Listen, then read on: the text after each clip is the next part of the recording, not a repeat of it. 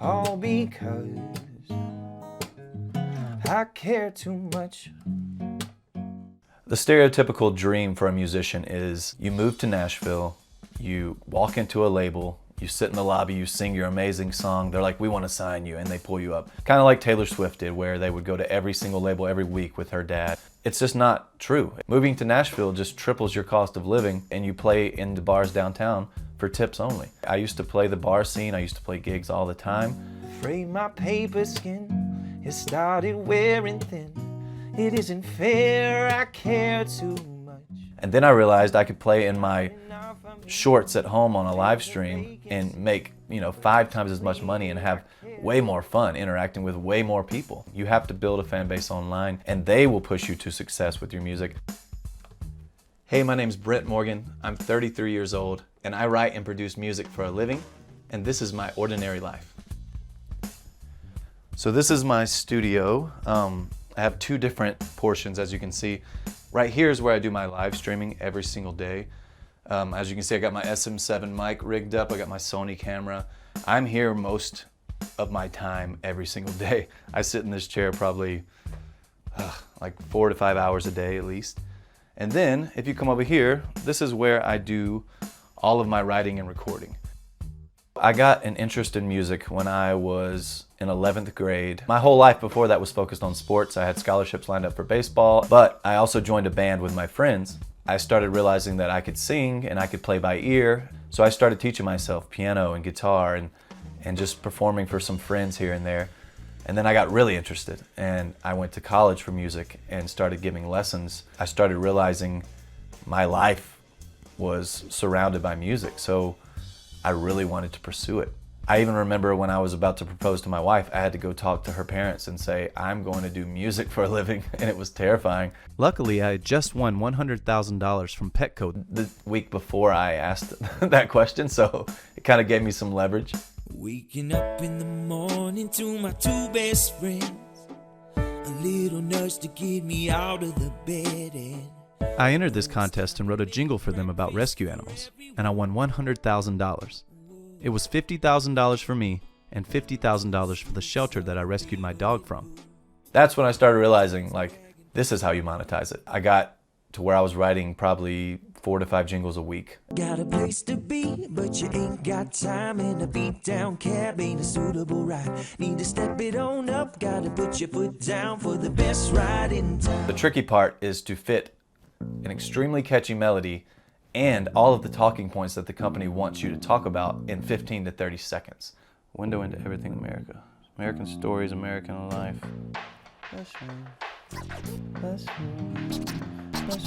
All right, I got it. A window into everything America. American stories, American life, that's +1. So when I was in the thick of writing all these jingles, I was getting very, very weird requests for jingles. Companies that want a jingle for their funeral home or want a jingle for their porta potties that were going to be used at festivals. I had one for it was a horse rehabilitation clinic, and I was like, there's no way I can write you a jingle, and why do you need to advertise this in a jingle form? It was great money. I was very excited. There was a lot of news publications about it, but eventually I started realizing I was losing the ability to write longer songs, which is my passion. And so I just stopped. I completely stopped writing jingles for almost 2 years, and I started trying to focus writing songs again. And luckily, they started taking off for me and for other artists that I was writing for. There's a heartbreak away from a horrible place. There's so many different ways to make money and to make a living using music. Mine being YouTube streams, Spotify, Apple Music streams, and all of the different streaming sites. I also live stream my music to my fans on a daily basis on an app called YouNow. You can make $10,000 to $15,000 a month if you stick to it and you stream daily. I've actually incorporated my jingle writing into my live streaming. So say Dave tipped me something that's worth $100, a gift that's a huge gift. I might write a jingle about Dave on the spot. Well, I like to say thank you to Christine, dropping that love on the Brento bean. That just causes everybody else to want their own jingle, so they also support me. Some people just support me because they're really enjoying seeing behind the scenes of the songs that I'm making. I got the opportunity to go to China. I got to perform on this stage. I've never seen a bigger stage in my life. I want to go back to Beijing or any part of China as soon as I can. It really opened my eyes that the world is so different the further you go. Voice approached me on Instagram after seeing some of my successes on there. Keep my hands to myself now. Think I missed them all, put them back up on the shelf.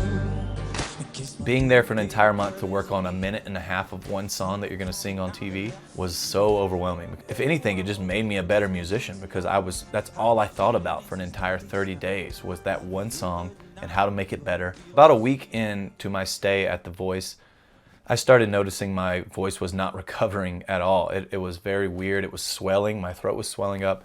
When I got back home, I started going to doctors and nobody could figure out. They would look in my throat and not see anything. My voice goes away every day at 5 o'clock. I can't sing. I had to cancel all gigs that I was doing. I couldn't go back to The Voice. It was 2 years of me going from doctor to doctor.